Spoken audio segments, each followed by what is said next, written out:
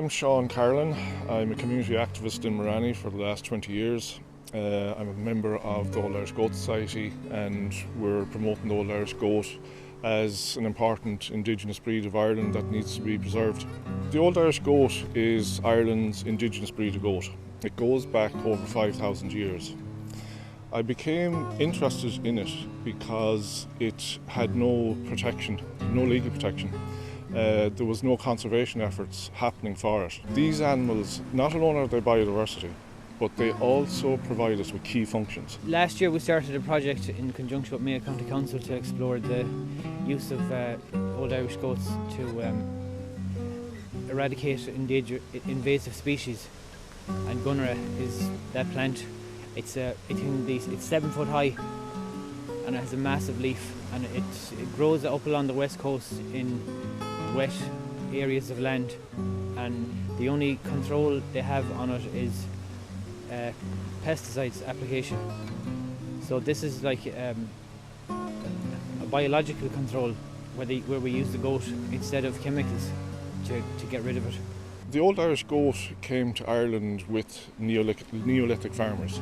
It was used to help clear land. It was quite famously exported, live exports to England in the late 1800s and the early 1900s in herds of up to 900. And the population of Old Irish Goats in Ireland in the 1920s was 250,000. And the Old Irish Goat was effectively discarded by commercial farming in Ireland. They became feral on the mountains. So you had the challenge of capturing these animals and bringing them into a captive breeding programme. We now have about 50 adult breeding females tagged in Ireland, and that's basically the national herd of Old Irish Goats. That took us 10 years to achieve that. We have about 20 active people involved in the society. We have 5 directors, we have 1 staff, we have some people on CE schemes. So we have a very progressive, very dynamic group. Genetic resources are a vital subcomponent of biodiversity. We rely on it for our survival, for food, for functionality. But it's lost in the biodiversity space. We have no EU directives for genetic resources. We have no legal protection for genetic resources. It has been systematically sidelined for decades, and we need change. We're friends with Camac.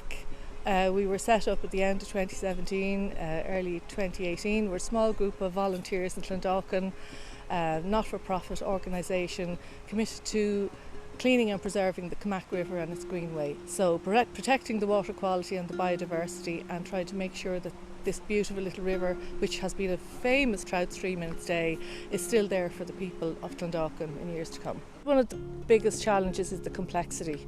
When you're dealing with any pieces of land, any waterways, ownership is an issue. There's a lot of stakeholders involved. We don't have any legal expertise. We don't have great funding opportunities. So it's a work in progress. We need to be more ambitious for the river. We've done lots of good work in terms of engagement, removal of tunnelling, working with the stakeholders. But what we really need is meaningful work done on the river, because my worry is that with all these invasive species and the silting up, that we're going to lose the river. We've great relationships with South Dublin County Council and the Dublin Urban Rivers Life Project and Law Pro. They're wonderful, but they need to get funding and manpower. They're massive jobs to clear out these. What used to be a big pond now is sort of almost a back drain due to the crack willows and the overgrowth. The guys are great they're experts on bird life. Tommy's a community organiser, Brian is a finance person, and Brian Nolan will be very knowledgeable of the river. We need help. We feel the government needs to do more. Water quality is so important, and biodiversity loss is so obvious that little groups like ours, we just need more commitment, I suppose, from the government to do meaningful work to get, real improvement in water quality and support the biodiversity. And it would make all the little bits that groups like ours are doing, it would make them really meaningful and powerful, but we can't do it on our own. I'm involved in the stone business and in salvage and carvings and that kind of stuff. That's the business I'm involved in. But the group I'm involved in is a group called Corrib Bio Partnership, and it's a voluntary association formed 3 years ago, by a group of like-minded people that were concerned about the deterioration of the Corrib Lake and the Corrib waterways, etc. So we formed a group, and its primary purpose is dedicated to the social, economic and environmental well-being and sustainable development of the Corrib. To knit together the communities around the Corrib, so the communities, instead of being local, they begin to have a perspective that's broader.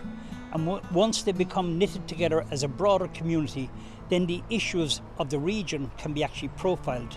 And obviously the whole biodiversity deterioration is a very, very big issue. The Corrib is the second largest lake in the country.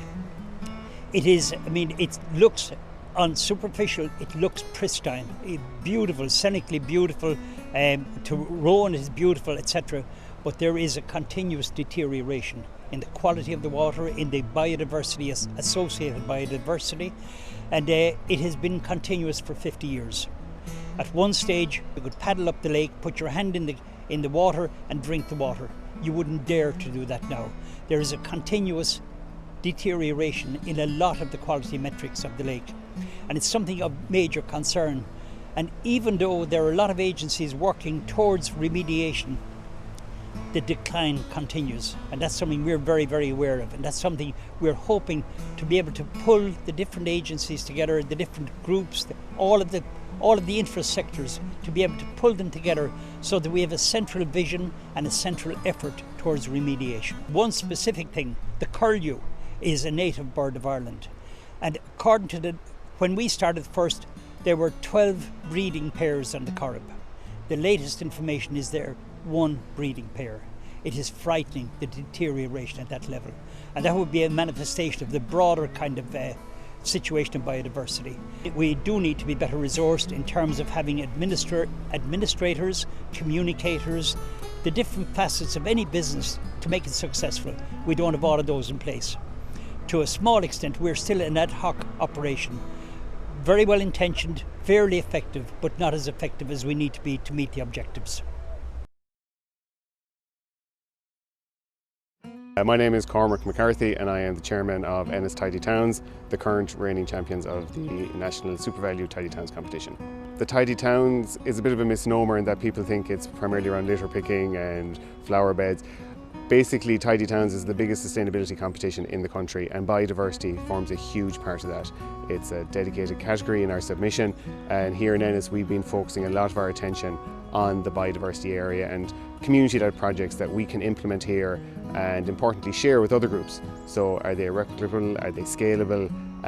So it's doing our part but being part of a larger collective to try and halt biodiversity loss. The Tidy Towns movement has changed significantly in the last couple of years. A lot of the groups are migrating towards more sustainable landscaping. There are fantastic initiatives around the country. In Kilkenny, they planted 10,000 trees as part of their Tidy Towns group. In Tralee Tidy Towns, there's the Maharees group who are working on local sand dunes. We've quite a lot of volunteers, both our core group of volunteers, but also people who are really just interested in the biodiversity side of things. We've developed a lot of projects in recent years. We have signed up to the All Ireland Pollinator Plan. We've won the large urban centre category now for the last couple of years, and that's a fantastic resource for community groups throughout the country. We have developed biodiversity guidelines for community green spaces. We've actually prepared a biodiversity action plan for the town, and we went out to the local community and we asked them what their favourite wildlife spots were around the town. We're very fortunate, as I said, we have the River Fergus, Special Area of Conservation. We have the Post Office Field, which is a seasonally flooded field on the banks of the river, hugely important for local wildlife. We worked with local consultants and we developed guidelines for community green spaces, GAA grounds and our local park. And we're also working with law pros. We've got a lovely educational piece about the River Fergus, which is the river that goes through Ennis. It's a special area of conservation and it really has high biodiversity value. But I think the main challenge facing groups like ours is supports. And we don't mean grant aid, there's an awful lot of grant aid out there, but it's having that contact in a state agency or a local authority, having them staffed sufficiently that we can ring them up and go, look, we have a query, we're not too sure how to do this, can you come out and assist us? We can't always be going out to consultants, we don't have the money for that. So I think the one thing we do need to bear in mind is it might seem like a small action that you're doing, but if that was replicated by 900 other groups throughout the country, we are having a tremendous impact on halting biodiversity loss, and we should be cognizant of that, as should the government agencies and the public sector, who should be there to help support that work. My name is Dermot Croghan. I'm here representing the Hedgerow Ireland. We're a voluntary group, citizens set up here in Tipperary, originally back in 2019 to complain about the widespread destruction of hedgerows. Hedgerows are important for biodiversity, especially important for biodiversity in Ireland, because this is our stock of native woodland basically. We have the lowest forestation rates in Europe. We have approximately 600,000 kilometres of hedgerows in Ireland. About 6,000 are being destroyed every year, we reckon. And it's all very well talking about planting trees, but we have the stock of trees here already. But it's important that they're managed correctly and preserved as they are. And if you look around you here, we're on a dry stock farm in South Tipperary, organic for the last 40 years. You see here the effect of a well-managed hedgerow. This is not wild. This has been managed for 40 years to provide a maximum amount of biodiversity, to provide the maximum amount of carbon sequestration. And our attitude is that we're in a situation now where farmers are being encouraged to move away from being paid for production, and they're being encouraged to be paid for environmental services. And we're strongly making the case that there should be a basic minimum payment for existing hedgerows for all landowners, farmers in particular, and obviously then education, training with landowners, contractors as to what the appropriate hedgerow management regimes are for different types of hedgerows. So everybody agrees that using hedgerows for carbon sequestration and for biodiversity is a win-win for everybody involved. It's relatively easy to implement. It's just a matter of bringing the legislation and bringing in the appropriate measures. I'm Paul Handrick. We're on the Beast Sanctuary of Ireland in County Wicklow, and I suppose we're the only native wild beast sanctuary on the planet. We advocate for our native wild bees, bumblebees, solitary bees. We say bees to people, they immediately think honey. Think honeybees, they think hives. That's not what we are. We don't have hives. We don't produce honey. We're basically just here to say, listen, our bees are in trouble, our insects are in trouble, nature's in trouble, and we're trying to highlight that. I suppose we're using this piece of land to highlight that. Because we're not activists, we're not environmentalists, we're just a normal family. We had a farm, and we decided, and we looked at it and we thought things need to be done better. And we kind of, I suppose we're drawing a line in the depleted soil. That's the way I'd put it. Enough's enough. We need to do something about this. We're in serious trouble when it comes to nature, and when it comes to a word I don't like using, biodiversity. Nature's in trouble, and we need to realise that. We need to realise that quickly. We need to do something about it. So I mean the stats are there, the figures are there. We need to do something about it, and we kind of looked and went, who are we in one way, but who aren't we in another? When someone has to start saying this, and someone has to start sharing about it. And what we try to do here is we do it on the ground, and we back up what we say with action on the ground. I suppose that's what we do. We try to inspire people to take a look at the problem, at the depth of the problem, and to then go in and do something about it. There's no point in talking about it. There's no point in having meetings about it. There's no point in having all these good intentions. We need to act, and we need to act now. And we just literally stayed out of it. And what we see year on year is just an increase in species, in abundance, wildflowers coming back, insects, bees. It's just incredible to watch, and it can happen very quickly. We're the size of 31 football pitches. That'll give you an idea. Our hedgerows, our ditches, as they used to be called, are 30, 40 metres wide in places. You know, they're wild, they're brambles, they're nettles, they're thistle, and that's where the magic is. The majority of land in this country is given over to agriculture, and that's what we need to look at, and we need to look at seriously. And it's not a debate of whether it's causing problems, whether it's polluting our water, whether it's polluting our air, whether it's taking every inch from nature. That's a given now. We know that. So are we going to actually do something about that?